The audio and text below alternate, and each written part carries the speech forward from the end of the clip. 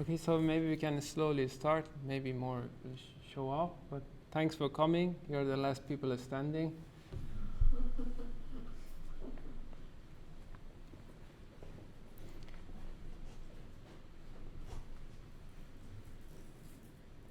Does a pop-up, so questions, there's one question here, does a pop-up only accept certain type of data, or why wouldn't it recognize more available column in the data frame? That's something I should check out. But I imagine you can pass a list of columns, so there should be the possibility to add more columns, and of course you can pass in numbers and strings, so it should be possible, but you should try. I will try to myself. Okay then. Did you pass it in as a list? Or did you just the name of the columns? Okay. Yeah, so it should be possible to pass in more than one column. And of course, like in the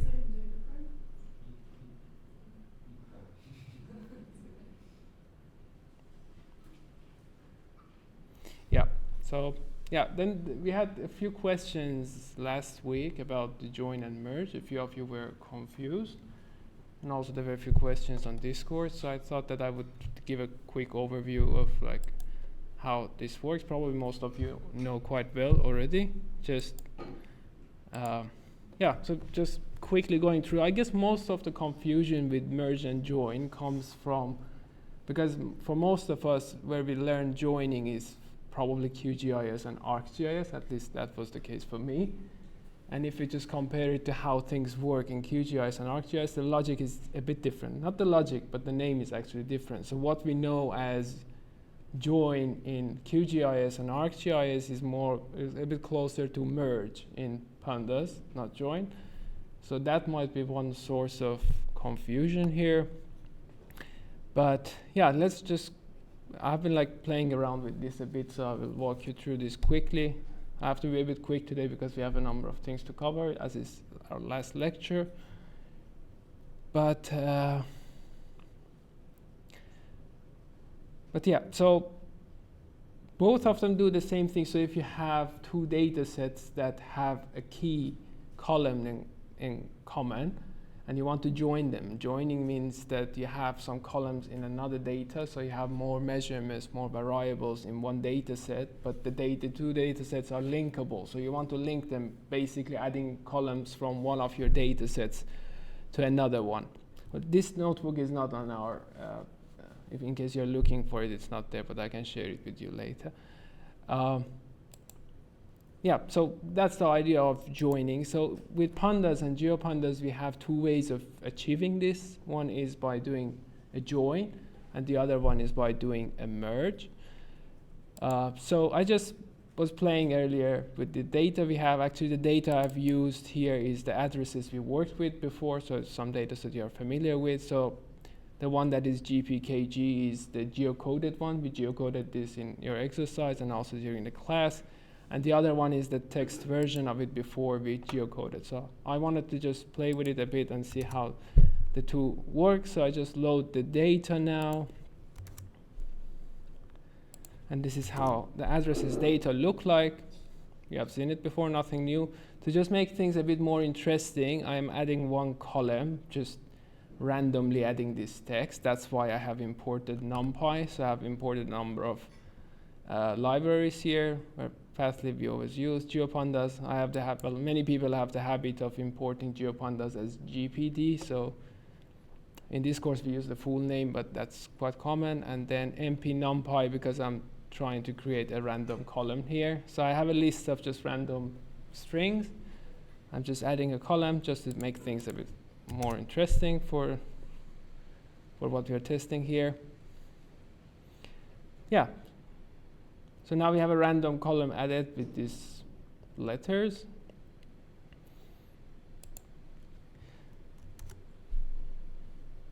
So this is the vector data we have from the same data set, just geocoded. So one thing that is important, which I mentioned a few times during the lectures, is that when we are using the join, so the main difference between join and merge is that with join, it compares the two data sets based on the index. So it just assumes that the two data sets are identical. It's just one of them has probably more columns than the other one, or has different columns, and you want to join them. So the assumption is that the length is the same, so there are an equal number of rows. But so now I'm testing here and they are equal. But if you try to do it, and if the two tables are not equal in length, you will not get an error. Well, I will show how it works.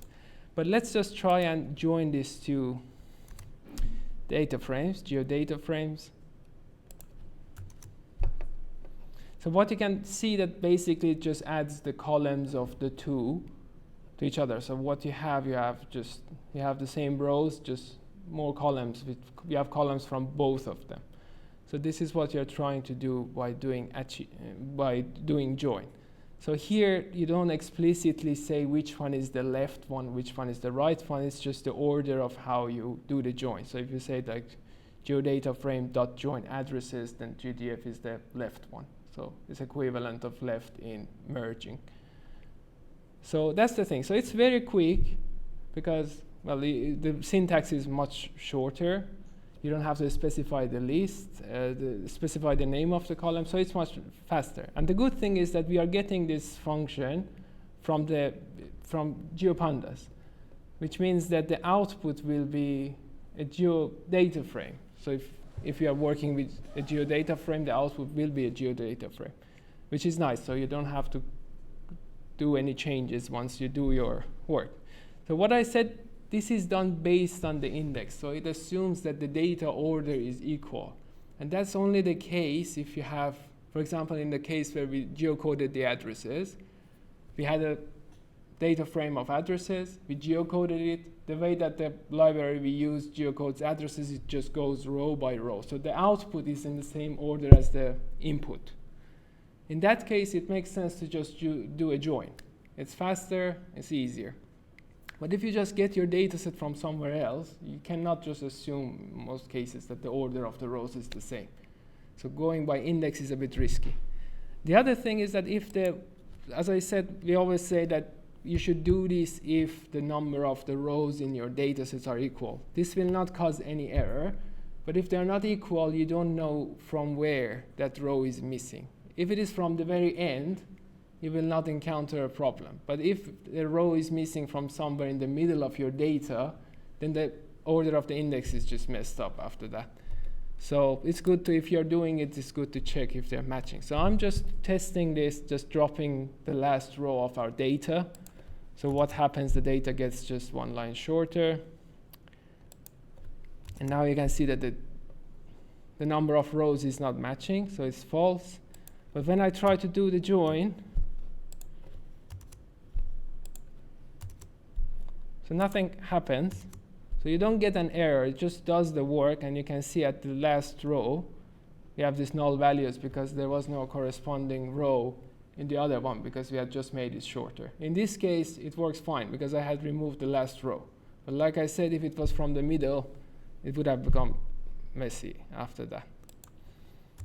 And you can see the output is geodata frame, so it's quite easy. So what if the column, what if the order is off? So you don't want to do the merge, do the join based on the index, not based on, you don't want to do it based on the assumption that the order of the rows is the same. So in that case, we use merge because merge allows us to specify what columns are common between the two data frames, and then you can use that to do the join. So the main difference is that, so what I'm doing here, I'm just trying to create another column from the index, and just the only difference is that it's a string. So I want to use this for join, so I don't do this based on the index. So you can see the output is just the same. Now we have a new field, new ID, which has the index values, just they're a string. So I'm going to do the same thing, but with merge. So with merge, you can, just the syntax is different, something you should remember. And the other thing to remember is that merge is coming from pandas, not GeoPandas. So what you do is you're using pandas. First of all, you have to import pandas to do this. And the second thing is that the output will be a data frame, not a geodata frame. So If you use merge, then you should remember that, okay, this is not a geodata frame anymore, I have to convert it back. So this is the syntax. From pandas, you use merge, and then these are the two data frames you're using. And then, if the name of the columns is the same in both data sets, in my case, they are both called new_id. So it's enough you just say on equals new ID. But if the name of the columns that are the same, the values are the same, but they might be named differently in the two data sets, then you can also do it like this. So you can check this from the documentation, but you can say left on or right on. Then you can specify what is the name of that ID field you're using in each of the data sets. And then, yeah, you can do merge based on different things. Left, right, and inner are basically what we often use, but there are other options that you can use here. So just specifying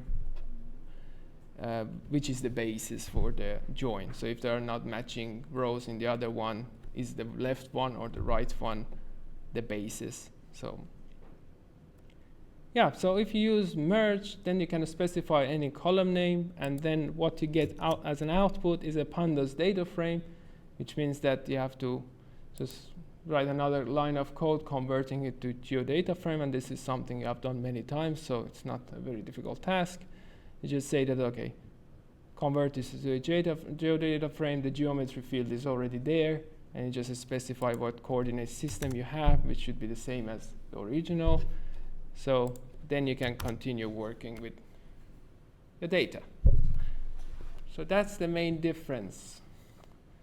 One works based on index, the other one based on a column that you can just name. So it's a bit more versatile. Merge is a bit more versatile than the other one. I hope it makes more sense now.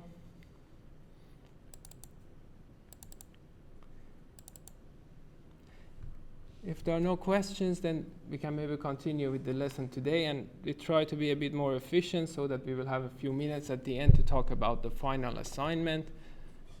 I've noticed that some of you have already started working on it, or at least looking at it. But anyway, I will say a few words before we finish the lectures. So yeah, so if you haven't pulled the changes yet, please do so now. You should have a new folder, lesson 6. This week we do not have an exercise, so we just have the final assignment. So we will start with the notebook retrieve data. That's the first thing we are working with today.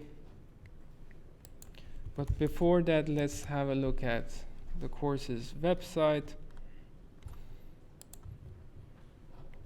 So what we are going to work on today is two things, basically. We are learning how to retrieve data from OpenStreetMap, and then we will learn to do some simple network analysis, basically getting the shortest route from point A to point B, and yeah, working a bit with that. So I personally find this very useful, and I will tell you why in the coming minutes. But yeah, probably most of you know that OSM is a very useful source of data. So if we can work with it using Python, which we are quite experienced with it right by now, then it's quite handy. So I want to, you probably all know what is OpenStreetMap. So it's just crowdsourced geospatial data. For us, many of us just think of OpenStreetMap as a base map that you can use in your maps, but probably most of you know that it's more than that. There's a lot of data on OSM. Depending on what is your purpose and what you're doing, the importance of OSM to your work might be different. For example, in Finland, we have a lot of open data coming from different organizations, different authorities, so you're used to just going to PyTuli or somewhere downloading your data. But in many countries, for example, I used to work for a while in Asia, and there, like, OSM is a very important source of data because the open data wasn't so open from a government, for example. So if you wanted to do network analysis, OSM was the way to go. So for many places, it's a very important source of data. Even for us, we can get a lot of useful information for free. And speaking from experience, like I have had better experience very often doing network analysis with OSM data compared to, for example, DigiRoad. I'm not saying which one is better, just it has sometimes worked well, so it's good to know how to work with it. So in today's lesson, we are going to learn about two more libraries working with Python. So the first one is OSM-NX. It's a library that allows us to retrieve data from OSM. As you know, there are a few ways how you can get your data from OSM. There are, for example, third parties, like there are these websites from where you can get the data. That's one easy way if you don't want to mess with their API. But of course, the most common, the official way of getting data from OSM is through their API. For some of us, it may not, well, we may not want to work with APIs, or it might be we may not be experienced with it, and now you're comfortable with Python. So the good news is that you can use Python to get data from OSM. So Python will help you interact with the API without touching the API yourself. So there are a few libraries that allow us to do this. OSM-NX is one of the good ones that we will practice with today. Yeah, and the developer of this library has also made a publication based on what he has done in this library. So if you're interested in learning more and see how this was developed, you can check out this article published by him. And in the second part of our lecture today, we will use another library called NetworkX, which works very nicely with this OSM-NX library. So it allows us to do some network analysis using the data, the road network data that we get from OSM. So this is what we are going to do today in our last lecture.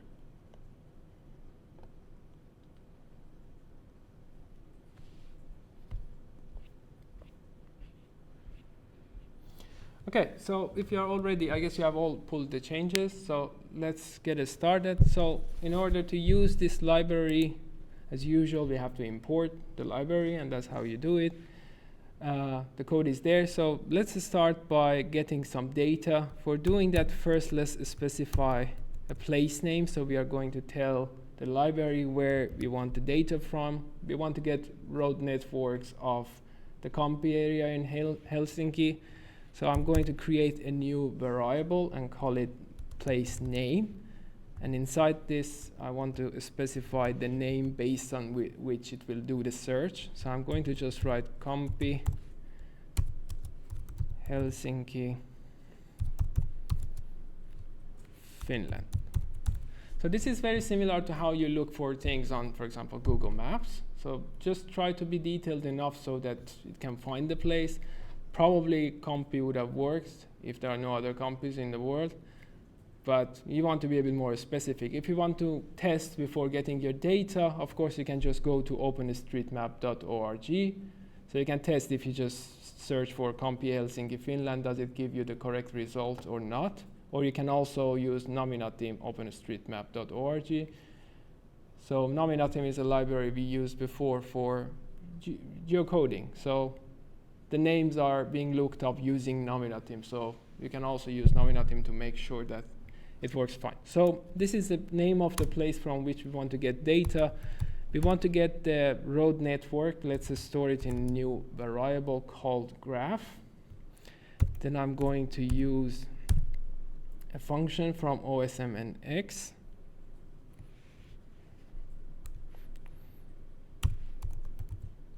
called graph underscore from place.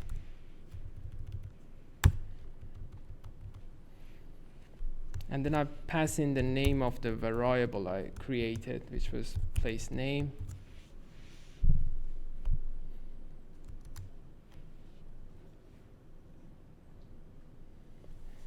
So now it's fetching the data from the internet, from OSM. So depending on how large the area it is, it might take a while. Now for me it took like 5-6 seconds. If it was from whole Finland, probably it would have taken a few minutes, if not more. So now the data should be retrieved. Let's check what is the type of the data that we got from OSM. So let's use type graph. So now you can see that it's a new type of data or data object that we are seeing. We haven't worked with it before, so it's a graph. It's an OSM NX graph that helps us to do some graph analysis, network analysis. So yeah, so later we will see how to visualize our graphs properly. We will learn how to convert it to GeoPandas, to geodata frame, and then we can just visualize it the way we have before. But just to have a quick look at what we have just gotten from the OSM, we can use, well, this library doesn't come with a built-in way of visualizing, but it also uses matplotlib. So we can just use something that we have seen before, figure X, and then we use the OSM NX dot plot underscore dot plot underscore graph, and then we pass in the name of the variable in which we have the data. So this is good for just getting an overview of what you have gotten from OSM. So this functionality is coming from matplotlib, so you know how to work with this. But we will see how we can visualize this a bit more properly. And for doing that, we are going to convert our data to geodata frame, because it's an environment we are familiar with and we can do different kinds of GIS analysis with. So luckily there is a function for that, and it returns a tuple of nodes and edges. So if you remember working with graphs when you were studying earlier, like mathematics, probably, so you know that graphs are defined by nodes and edges. So nodes are the points, the intersections between lines, and edges are the lines. So this function is going to return a tuple, so it returns two values. That's why we need to specify two variables here to get both of them, so nodes and edges. And then this is the function OSMNX dot graph underscore 2 underscore GDFs, which is geodata frames. And then you provide the data. So this is going to convert our data, our graph, to geodata frame. As I said, it gives you separately the nodes, the points, the intersections, and also the edges. So let's have a quick look at our data. We have two data sets now, so let's first look at the nodes. So nodes.head. So these are those intersection points we see on the map. So the output is just points, now in geodata frame format. Let's also have a look at our edges, which are the more interesting part of what we want to do. These are the actual road lines. So edges.head. So we can see that these are lines. So we have the geometry column with line strings. So that's what we expected.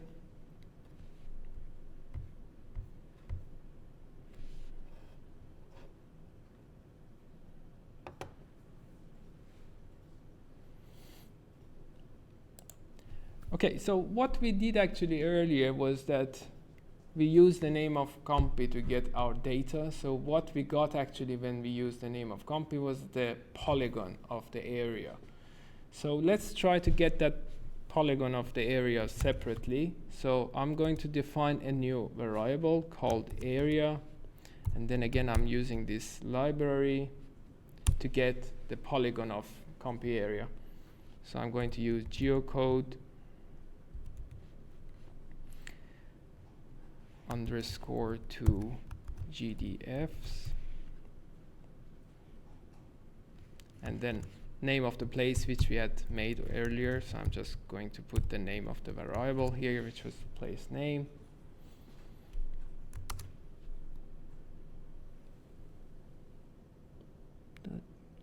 code. Yeah, it doesn't have S here, so to GDF. Yeah, so let's check out the type of the output we just got. So it's a geodata frame. Let's have a quick look at our data by just typing area. Well, we looked only for one place, so this is Compi, and we have a geodata frame with just one row of data. It's just one polygon showing the area of this neighborhood. So let's just quickly plot our output to see what we have retrieved from OSM. So this is the area of Compi. So this is what we used for getting the network data. We use this polygon to get this data. So now we want to get another kind of data from OSM. We will get back to network data later when we do the network analysis, but let's just quickly see how we can get other kinds of data, because you know on OSM there are a lot of different kinds of geospatial data. So let's try and get some building data. So we want to get footprint of buildings. So let's create a new variable and we will call it buildings. Then we use the variable, the function geometries from place.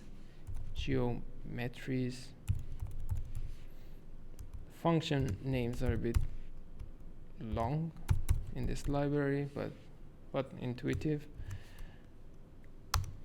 Then you provide the name of the area from which you want to get the get the data. So it was Compi, which we stored at place_name.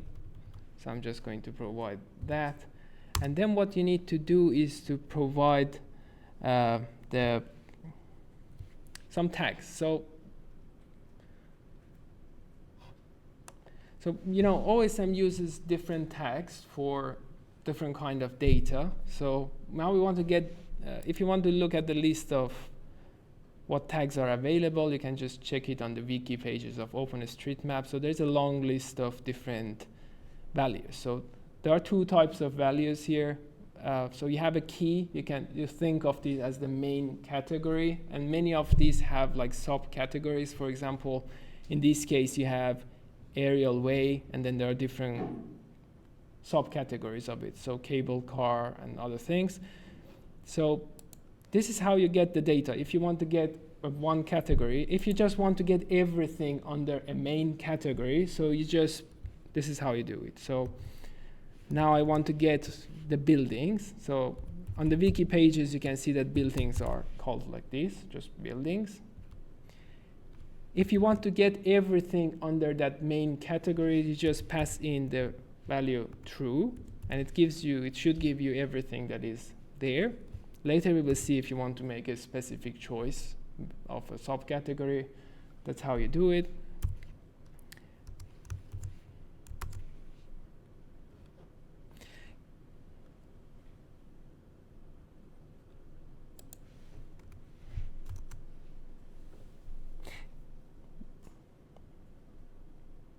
Yeah, so one thing that has changed is that this is just a warning, just telling you that this library used to, well,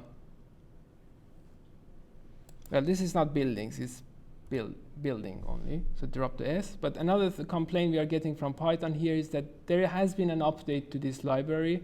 So in the older version, this was called geometries _from_ place. In the future releases, it's going to be called features _from_ place. For now, in this version that we are working with, it still works. It just tells you, okay, in future, I'm not going to accept this anymore. So for now, you can use either of them, either geometries _from_ place, or already get used to the new name, which is features _from_ place. The version that we have on the website is a bit older, so it's working with geometries. But the version that we have now on CSC here is a bit newer, so it's just telling you that. Yeah, so now we are only getting a warning that this name of geometries is changing to features. So we can choose either of them, doesn't matter for now. So then let's check the length of the data. So we have 452 rows of data in our building. So we got 452 building layouts, building footprints from Kamppi area. Let's run the buildings.head to have a quick look at our data set. So yeah, so you can see that you have polygons. There are a number of columns in your data. For example, you have the street address, you have different random things.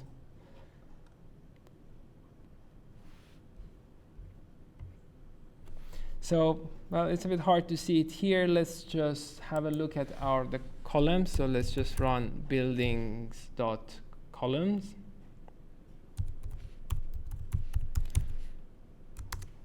Yeah, so these are the columns that we have for buildings.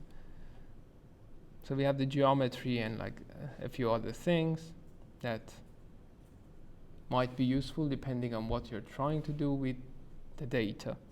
So now let's try to get another type of data. So again, this name is coming from the wiki pages of OSM. So we want to get restaurants, and the restaurants are listed as a subcategory of a bigger category called amenities or amenity. So here you see an example of how you can get a specific subcategory. So if you just put amenity and then put true here, like we did earlier, you're going to get all of them. But now I'm specifying that I want restaurants. So that's how you do it. And then if you run this code, in my case I'm using geometries, it's giving me a warning. If you're using features, you should not get that. So it returned 174 lines of data. So in this area there are 174 restaurants according to the data on OSM.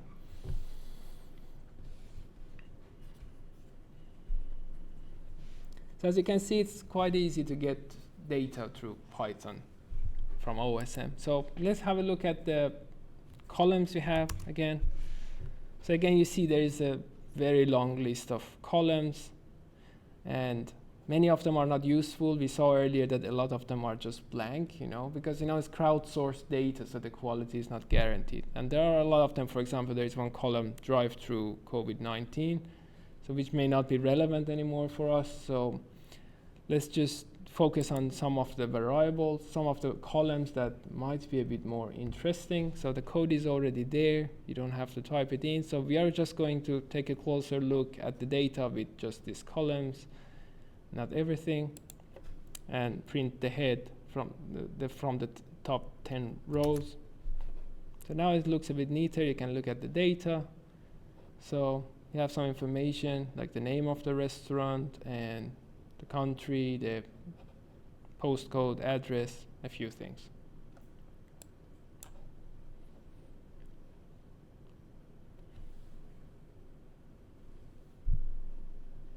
Yeah, so you know that OpenStreetMap is crowdsourced data. So if you want to contribute, you can also be one of the people contributing. So if something is incomplete here, you can just go and edit. Yeah, so another source of, so let's try one more type of data that we might need sometime in our work, and that is the parks and green areas, well, land use data. This is an example of how you can get multiple. So far we just got, for example, restaurants, but can also pass in different keys. So you can get at the same time different data sets that you think are relevant. So for example, in OSM, if you want to do a study of green areas in Kamppi, and some of them, like the parks, are under the key leisure, and then there are a lot of like green areas, like the grass areas, which are under land use grass. So if you are interested in green areas in Kamppi, you may want to get both of these categories. So if you want to provide multiple categories, you can just do it like that. Within these brackets, you can provide several keys. So let's just run this code. Let's have a quick look at our data.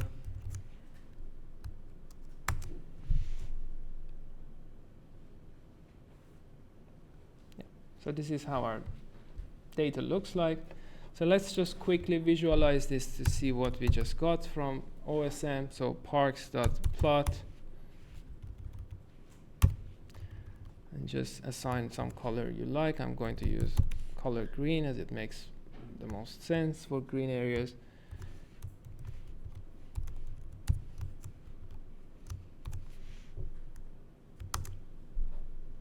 Yeah.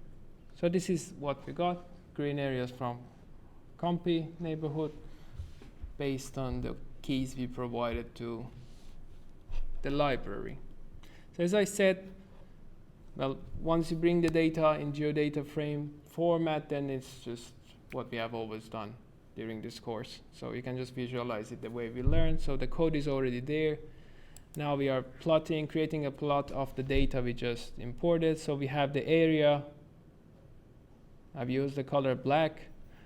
Then we have the parks, we have the edges. This is the network data we got. We don't want the points, just the lines. So we are going to add edges, and also the building data we got, and this restaurant data. So let's just run this code and see what kind of map we get as output. Yeah, so this is the data we got from Kamppi.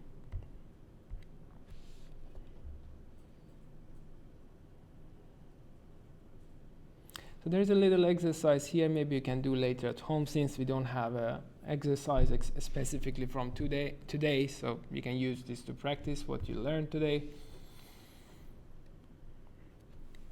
Just as a final note from retrieving data from OSM, is that well, this works quite well if you're just working with a small city, small neighborhood. It just ran very quickly. But if you're getting like all network data from Finland, probably will take very long time, and you might run out of memory, at least on CSC here. Maybe it works better on your own computer. But yeah, so this may not be the best way if you're working with large data from countries or continents. So there are different ways of doing this. For example, there is this other type of OSM data format called protocol buffer binary format. So it's, for example, you can get it from this website. So it just provides data in a more efficient way in larger areas. So for example, you can get the data from the whole Africa on certain categories. So if you are working with huge data sets, just remember this may not be the best way to go. So you can just download it from here. Or there are also libraries like this PyROSM, which allows you to get this PBF OSM data. So these are some of the things you may want to check out later on your own time if you need to work with large amounts of OSM data from very large areas. But for small areas, if you're doing something within a city, it should be enough to just use the library we learned. So was it all clear?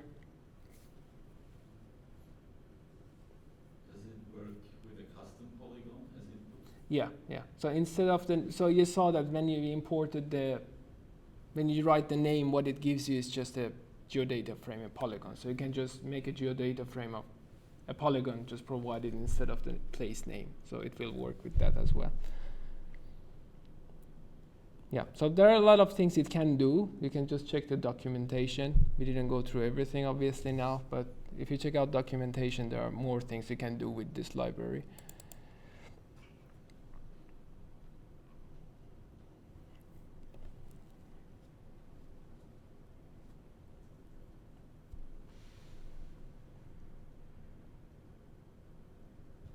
Okay, let's continue with the second part of our lecture today.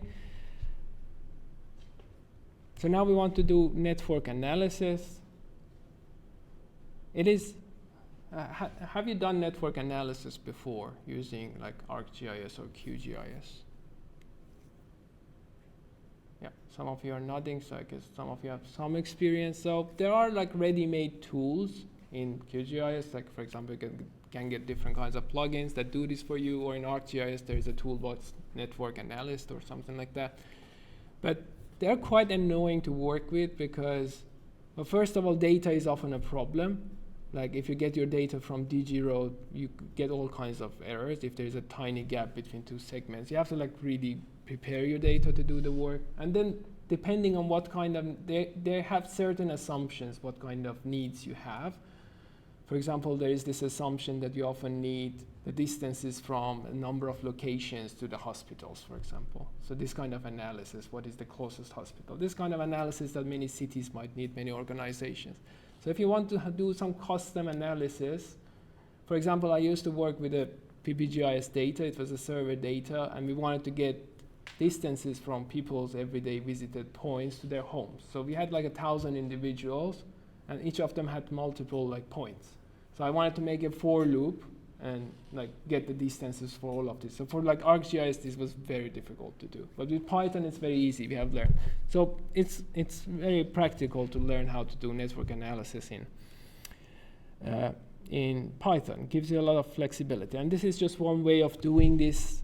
You can read this text later. You know, there are different algorithms for getting this. So if you ask what is the shortest distance or what is the shortest route, there are a number of algorithms for doing that.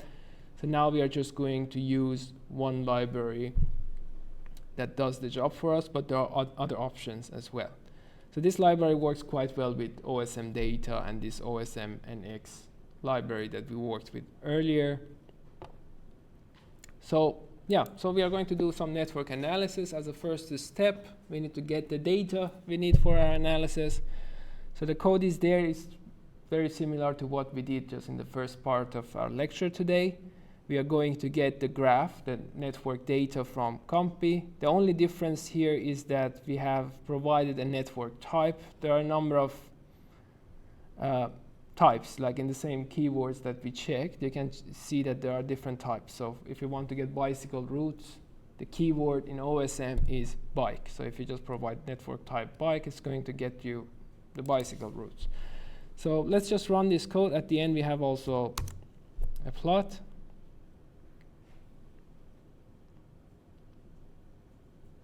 Yeah, again, this took a few seconds. And here is the data. So these are the bicycle routes from the COMPI area in Helsinki. So we want to do network analysis. So basically we want to find a point A and a point B and get the shortest route between the 2 points. So one good practice when you're doing this, well, you usually do not download a huge network data because they can become very heavy. So if you're doing a network analysis from, I don't know, just COMPI area, you probably do not want to download the whole Helsinki network. Everything becomes a bit slow. But if you just use COMPI area, you might get into problem, because if someone is living here and is going there, the shortest route might be from here, so outside the COMPI boundary. So if you're getting data, it makes sense to get a bit larger area, so you don't get into this kind of problem. So do you have any suggestion how we can like overcome this now in our case? So we got the data from now COMPI, now we want to get a bit more. How would you approach this? Yeah, exactly. So what we do when we put the name of COMPI is giving us a polygon. We can just buffer the polygon. So let's try to do this at the same time together. This is something I've done before.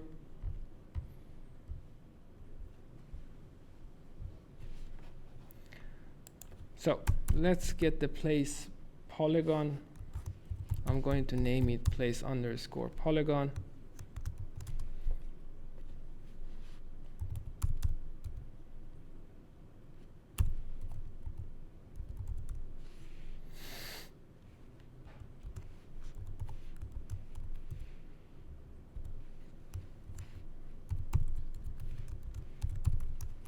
So first I'm getting the polygon of COMPI, then I will work with that.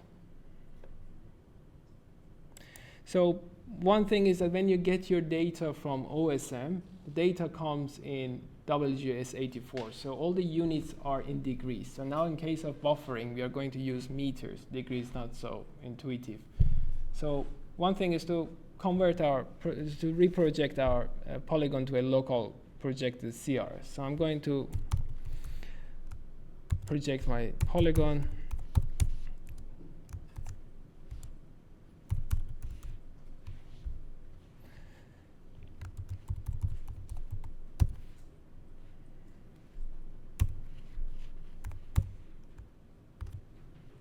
To CRS. I'm going to use something that works well here. Just providing the EPSG code.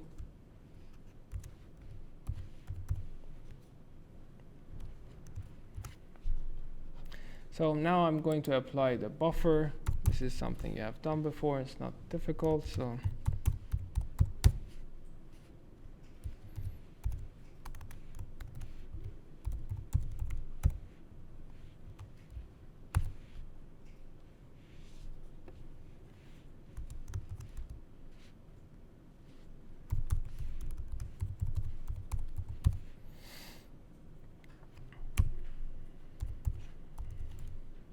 I'm going to use 200 meters. You can use any distance that you find suitable.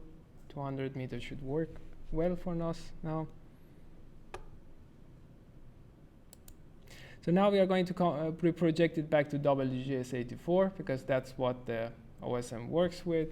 So remember to do that.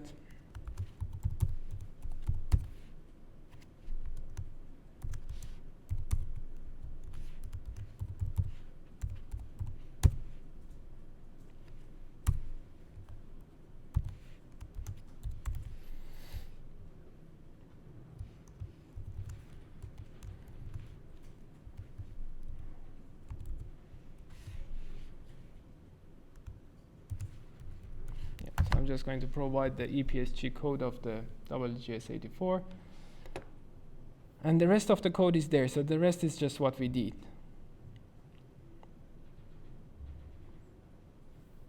Yeah, so this is the example of like what you were asking earlier. So now instead of providing the name of the place, we are providing the polygon. So we are just providing the geometry. In this case, we have just one polygon. It's on the first row of our data. So we are giving exact address to the geometry of that one, and then we are getting the network. So if I don't have any typos, this should work well. I guess I have a typo here.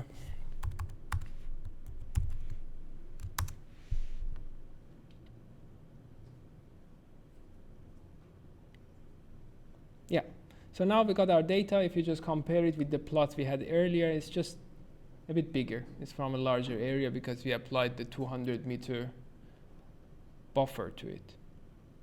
So remember, this is a good practice. If you are doing network analysis, just buffer the polygon a bit.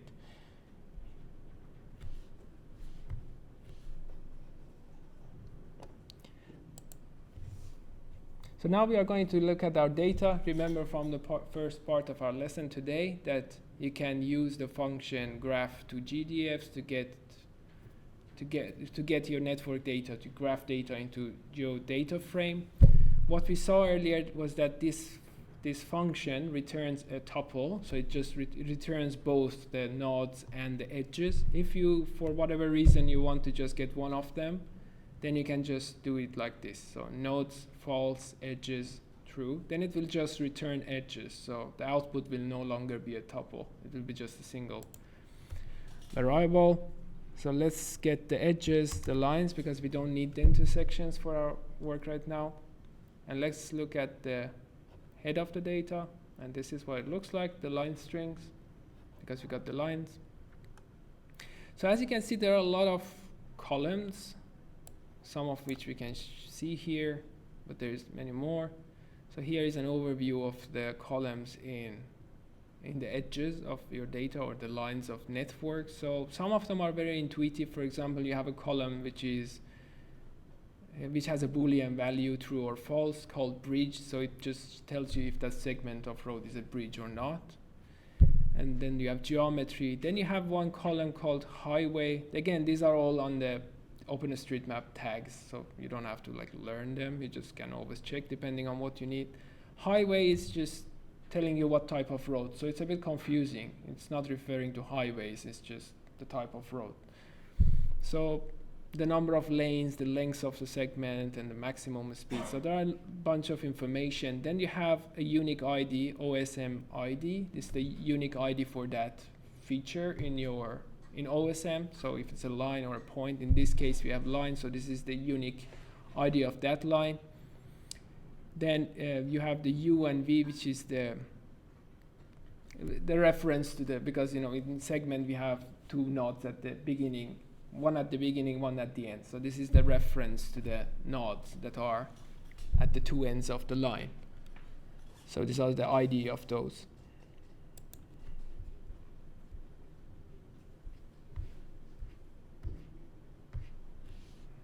So as I said, the type of the road is in the variable called highway, which is not very intuitive, but anyway, it's there. So let's look at the values we have there. So I'm going to get edges, then highway dot value dot counts underscore counts.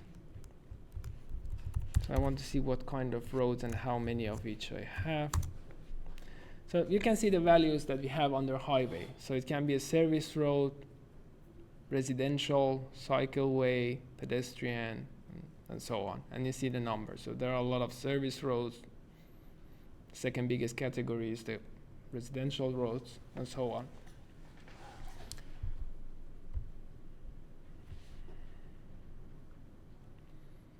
Okay, so as I said, when you get your data from web sources, like OSM, it is coming in WGS 84. And as I said, it is problematic if you just work with it because the unit of distance is degrees. And if you're doing network analysis, getting distances from point A to point B is probably not easy to work with degrees. So we want to project it to a unit, to a coordinate system that works with meters. So it's quite easy to do. Well, here is a Python trick. I don't know if you have used it before, but you should use it with care. Well, I tend to use it a lot, but you just need to be careful. It's try and except. So if you have a line of code that is can be problematic, sometimes cause an error, and you want to ignore the error and continue, you can put that block of code under try. So it will try that line of code. If it works, it works. If it doesn't work, then it will this is optional. You don't necessarily have to have it.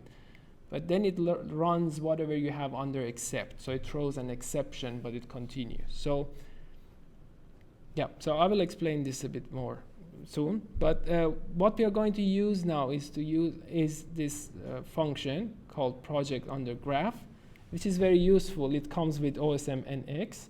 So when you do not, you can provide, we can check the documentation of this. So we want to project our data to a different coordinate system. We want to use a UTM that works for us, for our area, Universal Transverse Mercator. So where did I open it?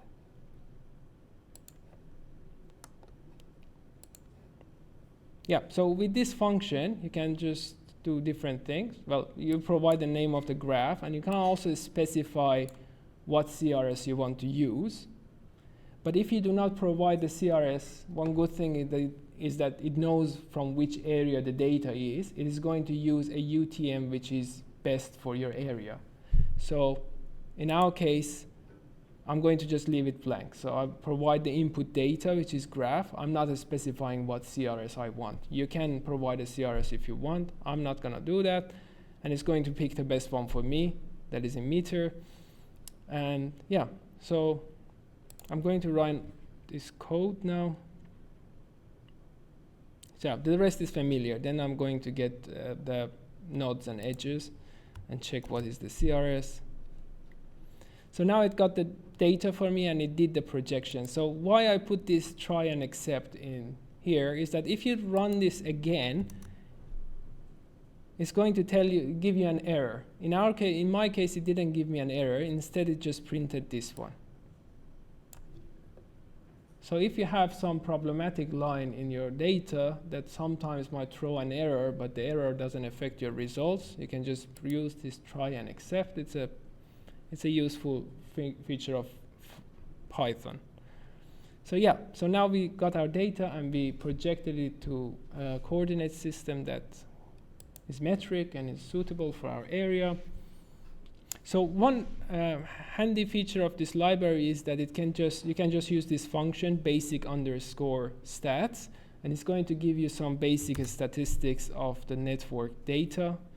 So just simply using this, you can get some idea what you have in your data. So some of the, some calculations like what is the total length of the edges or the lines, how many streets per node you have, how many intersections you have. It can also give you some density-based measures if you provide the area of your, if you provide the area of the study area. So this can be a number. So this is how you do it. So basic stats. Here we didn't specify anything, but here you can provide a number. So this is a number. So you can put area 2,000 square meters. But I'm going to make it more realistic. I'm going to create a convex hull around my study area. So a convex hull is a minimum convex polygon that contains all the features I have in my data. So if I have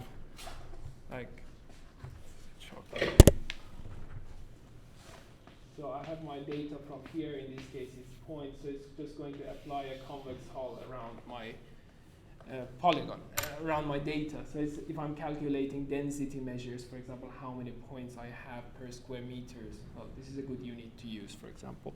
But you can also manually provide a number. So this is how you create a convex hull. So using the edges, the data we have, I'm going to apply a convex hull. So this is the syntax, it's already there. So this is how the convex hull looks. So this is what is containing my data now. And as I said, the input here is actually a number. So I'm going to provide the area of this polygon as the number. So that's why I have typed in convex hull.area. If you just type this, it's going to give you, so it's giving you the same stats, but you have a few more things now. Because you have provided the area, it is also giving you some density-based things. So for example, not underscore density underscore kilometer. So the density of the intersections per square kilometer. Yeah, so if you provide that, as I said, this is numbers. You can also put a number if you happen to know the area of the study area.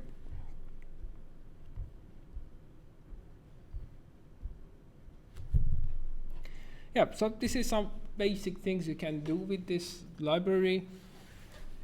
There are also more advanced things you can do. For example, some getting measures of like about degrees of centrality, how central one street is. A bit like similar to space syntax, that kind of analysis. So if you are interested in that, there are links here. You can read more about that.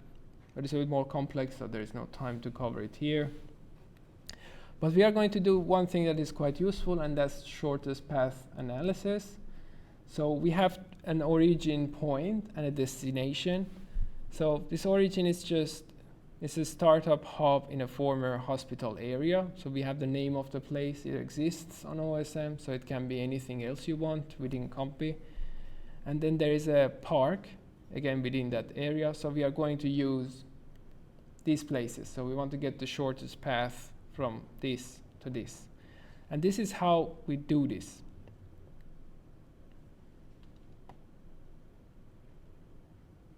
Yeah, so what we do is that, well, we get our data based on the name, something we have done before.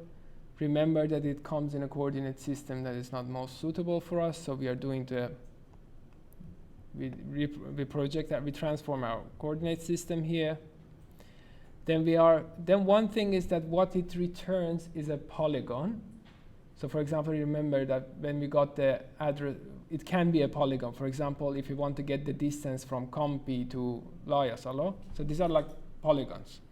So if you want to get the distance between them or shortest route, you need to have a point. So that's why we are getting the centroid. So we are pointing at the geometry of our output, and then we are getting the centroid to make sure that the output is a point.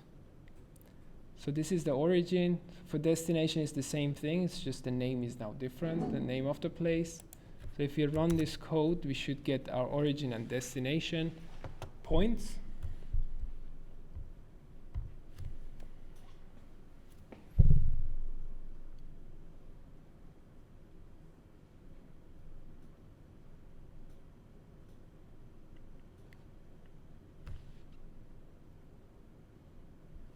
So what we have now is a shapely geometry point, something that we have worked with before.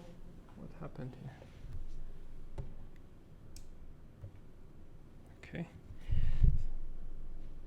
Yeah, so we want to do the network analysis. So one thing is that, well, we have noticed already, we have been working with Python for a few months. You know that things in Python tend to be a bit more raw compared to like when you're using a software where they take some assumptions for you. So one rawness here is that if the point is not exactly on the route, on the network, it's not going to work. So you have to exactly say, you should snap your point to the nearest place on the network. So this is something that is, for example, automatically done if you do it in ArcGIS. But in our case, we have to do it ourselves. So we are going to find the nearest node to our place because most likely our point is not exactly on the road. So luckily there is a function for that, so it's quite easy to do. So we are going to find the origin point, the node ID of the ID of the node which is closest to my origin point. So I'm going to call it origin underscore node underscore ID. And as I said, there is a function for that called nearest underscore nodes.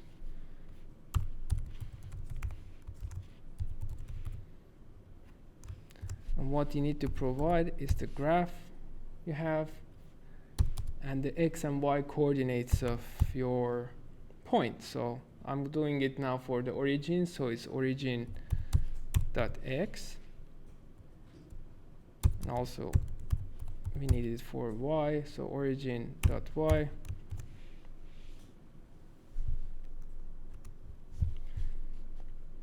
Let's also print the output, so origin.node.id.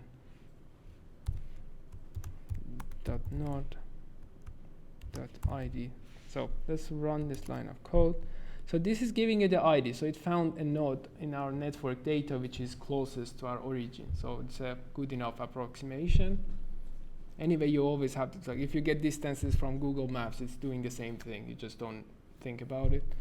So yeah, so for the destination, we are doing the same thing. Just the code is there. You don't have to type it in. Let's just run it. So these are the IDs of the nodes that are closest to these points. So now what we are going to do is to get the distances between these. So this is how you get the route.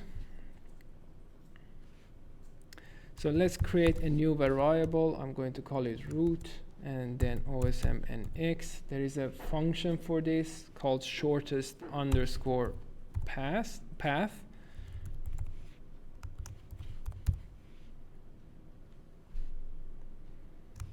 And what it needs from you is the graph. Then you need the origin point ID. So it's the node ID that we found earlier. This is what I had named it. Then destination ID.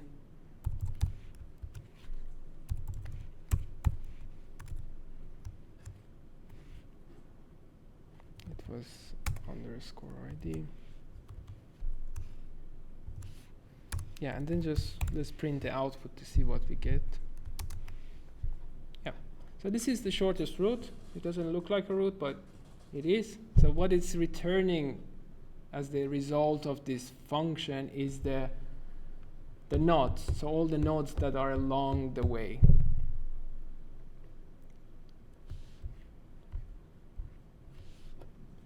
But luckily, if you want to just plot this, there is a function that can just easily turn this into lines for us. So this is the function, it's already typed in there. So it's called plot underscore graph underscore route. So what you do, you provide the graph you have and the root is what you just got here. It's a list of these IDs. So what it does for you, it just draws the line for you. So from the idea of the points that are along the way of the shortest path, it creates this line for you, and it's highlighted now in this plot.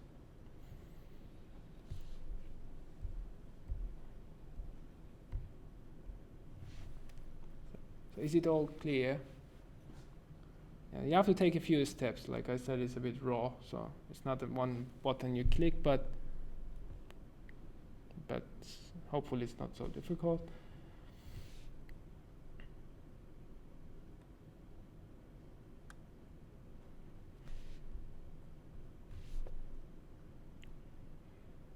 Yeah, so now we want to save this shortest path to the disk. We want to save it locally, and for doing that we need to take a few steps, because as you saw, what we got as the output was the IDs, so we have to do a bit of steps to get like line out. So the steps we have to take are all the things we have practiced so far, so it shouldn't be difficult. So now we are going to get the roots from the IDs that we had. We are going to get the root nodes. So this is a familiar thing we have done before. So using the lock, we are going to get the root nodes.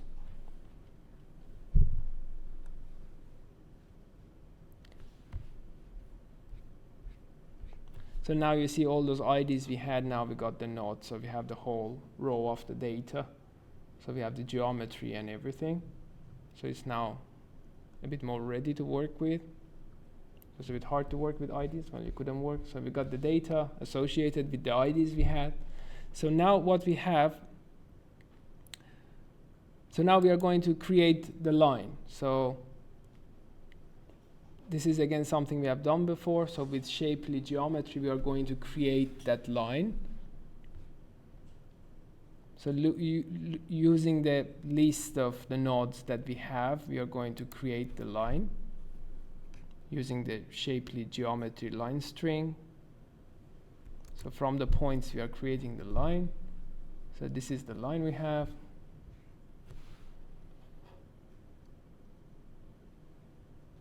So now that it's a line string geometry, it's again a bit more familiar construct for us, so we can continue working with it in GeoPandas. We want to convert it to, now that it's a shapely geometry, we can convert it to geodata frame. So yeah, so we provide the geometry and also the OSM nodes, the information we had from the table, and we also specify the coordinate system we are using. Well, we know what is the coordinate system from earlier, so we just use edges.crs.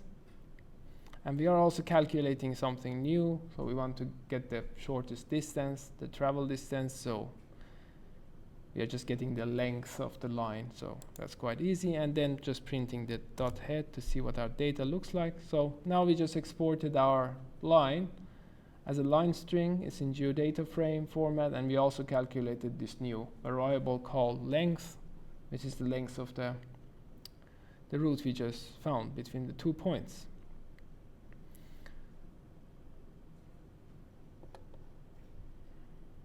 So now we are going to make a visualization, or well, we are going to just export all the data we have. So let's get all the data we had earlier again. So we are getting the buildings. Let's get all the buildings. The code is there. Let's just run it. Before we export, let's take a look at our data to see if everything is okay. So this is again something we have done before, just creating a map, and we are plotting the buildings and the route,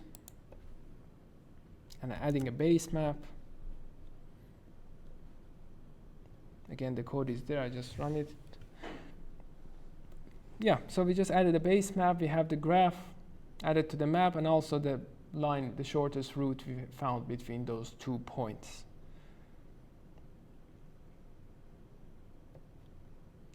So let's take a look at our data. So one thing to remember is that when you get your data sets from OSM, well, it's stored in different format than what we work with usually. For example, if you're working your everyday GIS work is probably with shape files and GPKG files, but on the web it's different formats. For example, it might be stored in GeoJSON.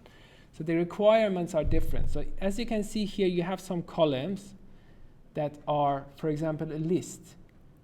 Like, have you ever seen a shape file which has a column with values as list? No, it doesn't take it. It has to be either a number or a Boolean value or a string. So if there is a column that has a string, has a list, for example, this is going to cause an error. When you're saving it to a shape file or a GPKG, it doesn't recognize list. So if you want to store the list in the column, you have to convert it to a string. Then you can just store it there. So this is one thing that we are doing here.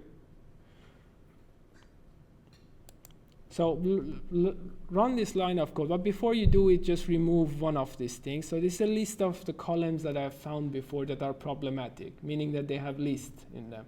So for some of the rows, it is a list. So if you just remove one of them, probably you will get an error that, well, later on you will get an error that it cannot be saved to GPKG. So you can try that later, but now let's just run this. So again, what I'm doing here, I've done my homework before, so I've found the columns that were causing error. So I've just listed these columns here, and they were causing error because they had some values that were unusual, for example, list, so I couldn't save it. And then I'm going to just convert them to string. This is again something we have done many times, so I'm not doing anything complicated here. Just converting them to string so it doesn't cause any error.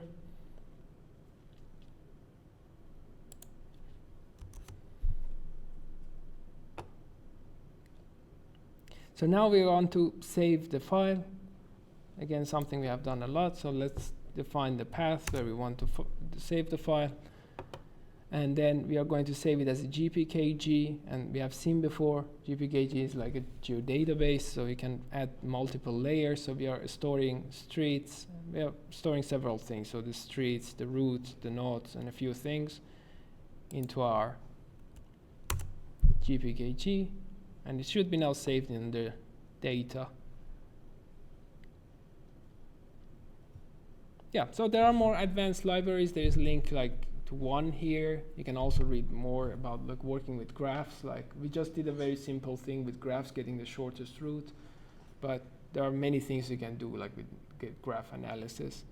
So if you are interested in the topic, there are a few links, but of course you can do research. There might be newer things. So yeah, so you can read about that. That was it. So do you have any questions from this?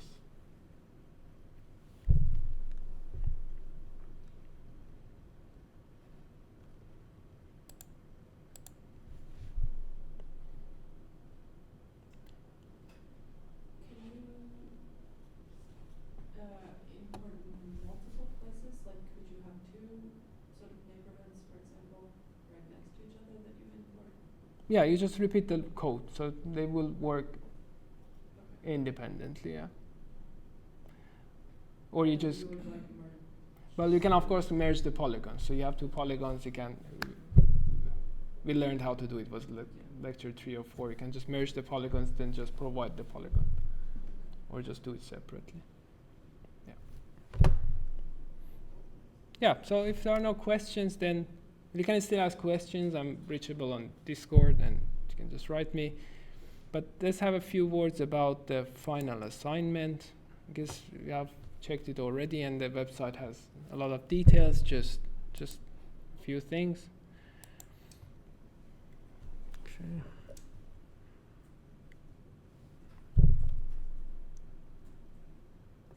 Yeah, so the goal of the final assignment is to just practice what we have learned during this course, practice and demonstrate the skills learned in GeoPython and AutoGIS course. So it's a bit like from both of these courses. As you saw already, they were very linked. So the object is, during this course, we worked a lot with data acquisition. For example, today, we learned how to get data from OSM. We have been working with data from WFS and a few other sources. So that was a big part of our course. So in this final course, final assignment, we want you to practice that. And then we worked a lot with data analysis. We learned different things. So your work should involve some data analysis. And of course, visualization was also a big part of this because we are doing GIS and maps and of course other kinds of visualization are important to our work. Yeah, so this is the main objective. So some of the practicalities that were also mentioned on the website. Well, you can use large language models, AI, for doing this. So there is no limitation, a specific limitation, but of course use it with consideration. You cannot just type in the whole project and get the output. And of course you see that very often the output doesn't make sense. So you can get some help and just be transparent with it. And if you use it somewhere, just say it in your documentation.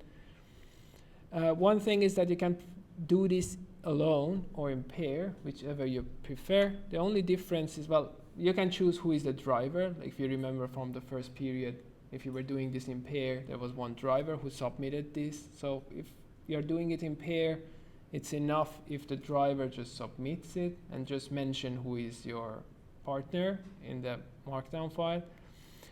And then the other person who is not submitting, I called it non-driver, or I don't know.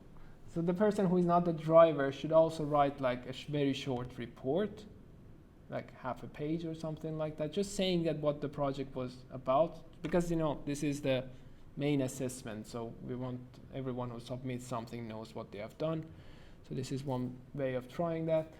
So yeah, so write a report. The report should be also submitted on GitHub, so everyone should accept the assignment on GitHub, even if you're not driver. If you're a driver, submit your code and everything. If you're not driver, just write a report, half a page or something, explain what this was about and how you worked together and those things.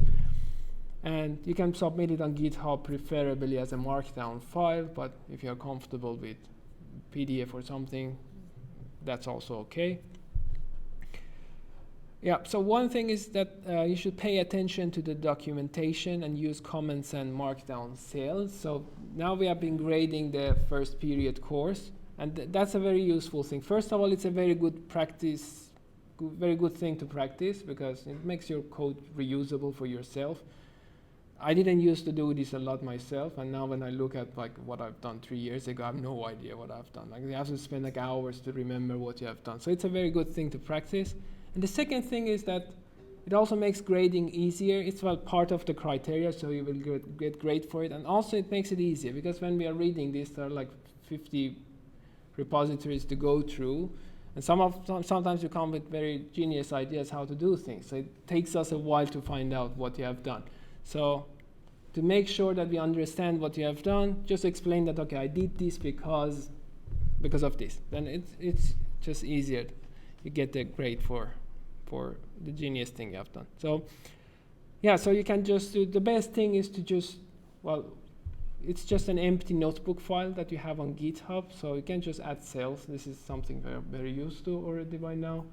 So the best thing is just put nice cells between your code, just put a title, explain that, okay, here I'm doing this and that, and then you have the inline comments. So it's a good practice and it's better for your grade because we understand your code better when we are reading it. Yeah, so you can preferably work with notebooks so you can add documentation in between, but if for whatever reason you prefer to work with Python file, you can also do that and just add comments in between. One thing that already came up in the last exercise was data. So if you're getting a large data set, GitHub is not the place to store data. So there are limitations. I don't know if it's like 500 megabytes or something. So if you're getting like network data from whole Finland and it's like 5 gigabytes, don't put it on GitHub. It's not gonna work. So just do it locally or get it from web sources, for example, WFS, OSM, without downloading the data.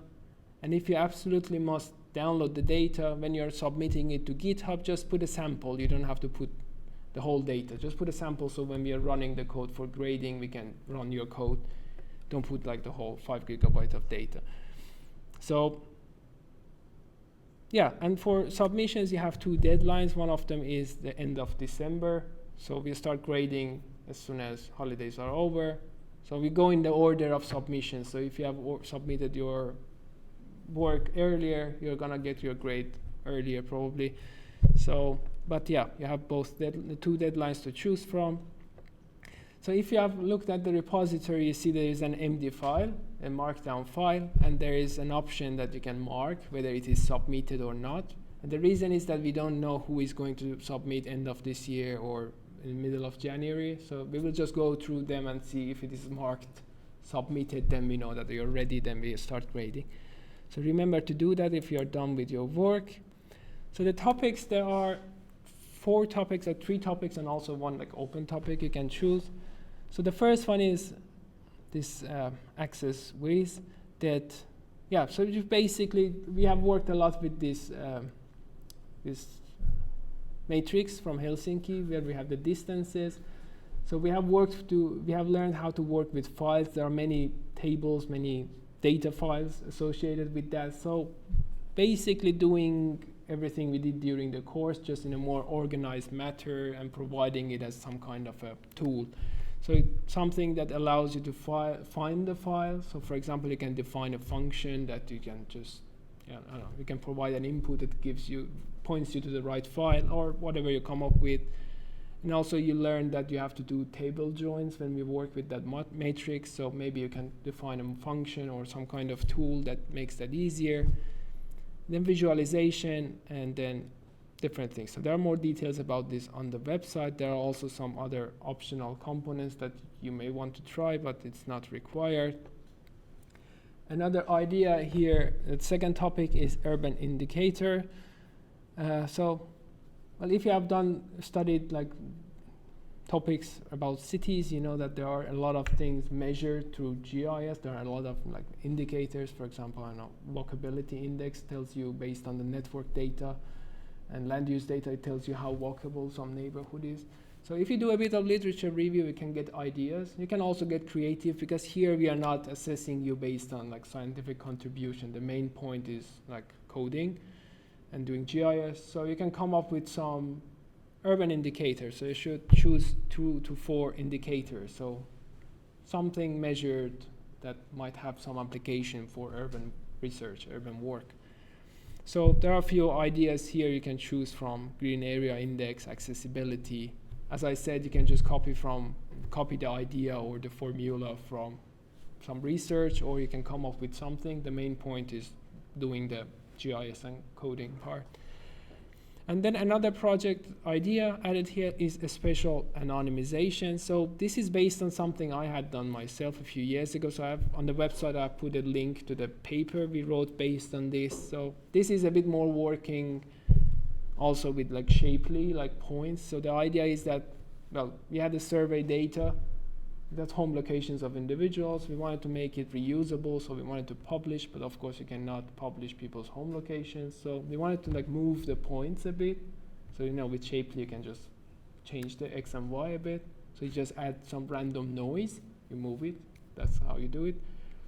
But also to make it better, if someone is living in very dense area, like in Kamppi, or I don't know, somewhere dense, then if you just move the point a bit, it's hard to find the person anymore because there are like thousands of people living there. But if someone is living in like in some countryside where there are 10 people living in total, then you might need to move the point a lot more.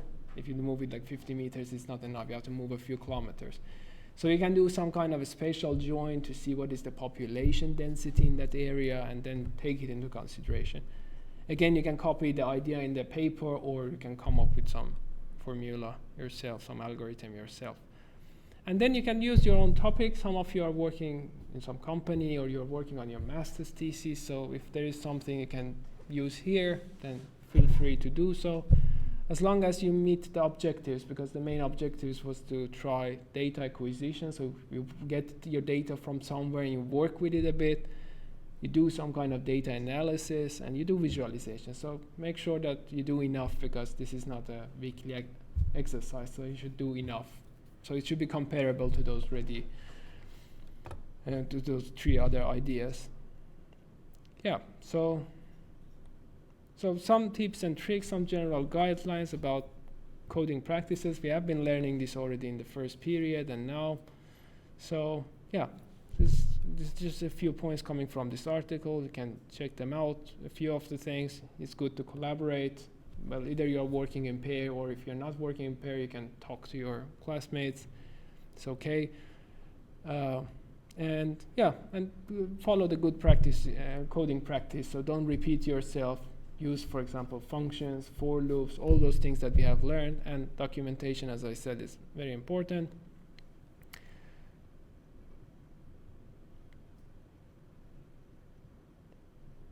Yeah, so some checklists, just make sure that you do things that are align well with the objectives of the assignment, and then avoid repetition, and just make sure if you choose your own topic, just make sure it's sufficient. You can ask us on Discord if you're unsure, but just something comparable to those ideas. And that's about it. So if you want to, this was just very brief overview. There are more details on the course website about the projects. And I guess soon you will have a link to the feedback to the course. So please provide feedback. Yeah, I'm this kind of person who's a bit like wants to move around and make the class a bit more interactive. But because of the format of this course, we just have to like sit and do things. So yeah, so but we will think about how to make this course a bit more interactive while maintaining the format for the coming years. So your feedbacks will be helpful. Yeah, thank you very much, and probably see you later in other courses.